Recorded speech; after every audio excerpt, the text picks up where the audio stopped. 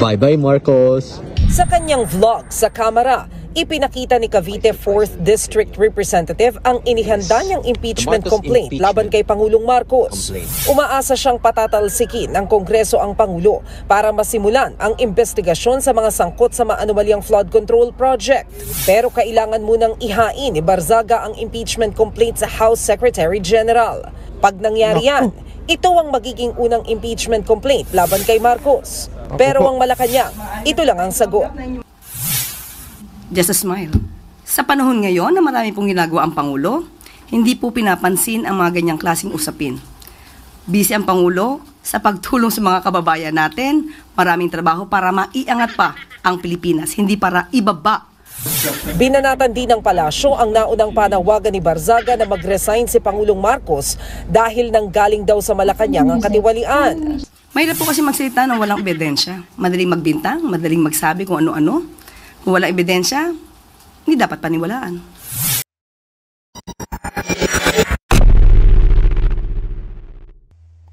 Hello mga kababayan, by the way, yun nga po si Congressman Kiko Barzaga ng Cavite, ang isang batang-batang congressman na matapang mga kababayan, isang magaling na congressman at matapang at may future mga kababayan na pwede po maging susunod na pa in the future na Pangulo ng Pilipinas. Yung nga pala isa pangalawa mga kababayan, yung nga po yung si Yusek Castro, Claire Castro kung tawagin. Yan po yung spokesperson ni BBM na yung tawag sa kanya ay barking dog. Yung taga-taol ng palasyo. Okay mga kababayan, di na natin huwag na tayong paligoy-ligoy pa at panoorin na po natin yung itong pahayag ni Mr. Harry Roque na magkakaroon daw ng people power talaga. Of course, malapit na po yan gaya ng mga sinasabi. At yung mga pinost ko kanina, yung video ay yung sinabi nila sa November 30 mga kababayan. So hindi na po malapit na po mga kababayan. Magandang umaga po sa inyong lahat. Ayan na po mga kababayan, si Harry Roque. Sa napakagandang syudad ng Gauda. Itong Gauda po ay famous para sa keso at famous din dahil siya ay isang medieval town na napakaganda. No? Nasa likuran ko po yung magandang building na yan. Yan po kanilang City Hall. Mantakin nyo, magkaroon ka ng ganyang kagandang City Hall. Ganda naman. At banda rito naman po sa kabila, makikita nyo yung tore ng simbahan. No? Yan, kita nyo naman. Ewan ko ba kung kita yung tore ng simbahan. Maya-maya siguro ikot tayo para makita nyo yung buong lugar. Pero narito po ako dahil day off ng kaibigan ko na si Eileen at dinala niya ako dito dahil alam naman niya na medyo limited ang ating movement, no? Dahil wala tayong sariling sasakyan, no? At well, marami naman pong booth dito kaya lang syempre pag nag-iisa ka naman hindi naman masaya na ikaw ay nag-iisa lang na umiikot. But anyway, tuloy-tuloy pa rin po tayo sa ating Spokes Hour dahil marami po tayong dapat pag-usapan at ngayon ang napili kong pag-usapan natin ay talagang people power na po ang solusyon. Bakit po? Well, una-una, no? Tagal na natin nananawagan mag-resign. Ayaw naman talaga mag-resign. So talagang ang mangyayari rito, hindi talaga siya voluntaryo mag-resign. Ang ating aasahan talaga ay parang nangyari kay ERAP na talagang constructive resignation o talaga yung nangyari sa tatay niya na talaga napilitang lumayos na ng Pilipinas dahil alam niyang baka lusubin siya ng taong bayan sa palasyo ng Malacanang. No?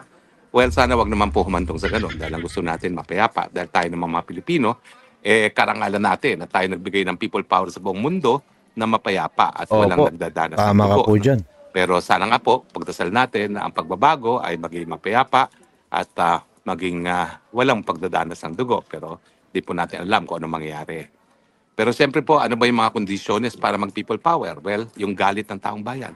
Sa tingin ko po, yung galit ng taong bayan ngayon, mas matindi pa sa galit ng taong bayan kay Marcos. Intindihin nila ang ngit-ngit ng mga taong bayan, Mr. Harry Roque. Marcos Jr. dun sa pandaraya ng eleksyon. Bakit ko po nasasabi yan? Well, dati-dati kasi nga mag-isip ng masama laban sa Marcos sa senior administration dahil ikukulong ka na. Alam ko pong nangyayari ngayon yan. May mga ibang vloggers na pinicturan lang yung ulo ni Marcos Jr. Kinulong na sila kaagad. At ang sabi nga ng marami, bakit naman yung mga kongresista na bilyon-bilyon ng mga ninakaw, trilyon-trilyon ng ninakaw, hindi pa nakukulong pagkatapos ng napakatagal na panahon, 4 na buwan nang nakalipas. No? Bakit sila hindi pa rin nakukulong? Pero mga panahon kasi ni Marcos talagang bulong-bulungan lang. Ako po'y lumaki na nagmamarcha-marcha kami sa Talahiban na may mga kalabaw at sinasabing, Marcos resign! Marcos resign! Mga bata kami na nagmamarcha sa Talahiban. Ayos. At naalala ko yung mga lolo ko, nagmi-meeting doon sa aming bahay sa Sukat, no? Na ang tawag namin dati ay gubat kasi nakatira kami, not gubat, kundi bukid. Dahil yun talagang kabukiran namin, no? Yung mga panahon na yun, nakatira kami sa Pasay, pero nagpupunta kami ng weekend sa bukid. Hanggang lumipat na nga yung lolo ko doon, nagsimula ng Paranaque Construction Parko, Hollow Blocks Factory, at siya na ang gumawa ng buong BF Homes at Paranaque kasabay ang mga bilyar at ang mga agire ng BF Homes, no? Pero anyway, Hayaan mo, Harry Roque, darating din yung panahon. Makukulong din yung mga kawatan na yan. Konting tiis na lang tayo, magkaka-people power na sa susunod na buwan eh. Ayan na yung katapusan ng mga magnanakaw. Sama-sama na sila sa selda. Doon na sila magkukwentuhan tungkol doon sa mga ginawa nilang mga di maganda dito sa ating bansa, mga kababayan, di ba? Ayan na po mga kababayan, tuloy yun nating pakinggan tong pangapahayag ni Harry Roque. na yun, may mga kalabaw kami doon, merong lubluban ng kalabaw, tapos malaki yung aming palayan, so doon siya ng Marcos resign kasi bawal na magmarsya ng Marcos resign, huhulihin ka talaga. Tama po. Yung mga panahon na yon, may mga kapitbahay kami. Yung mga panahon na yon, ang kapitbahay lang namin yung San Victores ng Max Chicken, tapos si Elorde at saka ang mga Olivares. No? So sa buong Sukat, 3 lang kaming may bahay doon at diblib pa ang Sukat ng mga panahon na yon. No? At naalala ko na meron ng BF Home, meron ng Fourth Estate na yon, mga panahon na yon, isang subdivision para sa mga mamamahayag. Kaya naman, bata pa lang, alam ko na ako anong trabaho ng mamamahayag at alam ko na kung bakit importante ang trabaho ng mga mamamahayag. No? At naalala ko noon na yung isang Rodriguez na nag-aral sa Espanya ay nagpupunta sa bahay namin kasama yung mga iba pang mga opposition sa bahay namin. Si Jovito Salonga, nagpupunta po sa bahay namin yan. No? Yung si Rodriguez na naging ambassador po yan at parang naging congressman din yan si Ambassador Rodriguez. No? Tapos si mga mamamahayag nagpupunta dyan sa aming bukid at doon sila nag-uusap-usap tungkol sa Marcos. Well, dahil nga po pinsan buo ng lola ko yung Jovito Salonga, maraming pagkakataon talaga na dahil liblib ang lugar namin, doon nagpupulong yung oposisyon laban kay Marcos. At ako naman, bata pa, nakikinig, no? Palagi kong pinagtatabuyan, naalala ko, sabi ni Jovito Salonga, wag mong pagtabuyan yan, haya mong marinig ng mga bata ngayon kung ano nangyayari dito sa Marcos sa regime nito. At kaya naman po, that explains kung bakit high school pa lang ako, nakadebate ko na si Amy Marcos at dahilan na hanggang ngayon hindi ko po matanggap na ang kahit sinong Marcos ay magdudulot ng mabuti sa ating bayan. Bagamat yun nga po, ang kasaisipan ng mga korap ay pagpapatupad ng batas at hindi naman yung parusa. Well, anyway, Alright. talagang napakadami pong dapat gawin. Kung sino man ang magte-take over, kinakailangan talagang itap yung expertise ng mga dalubhasa gaya ng siguro yung UP-NCPAC, yung National Public Administration, no?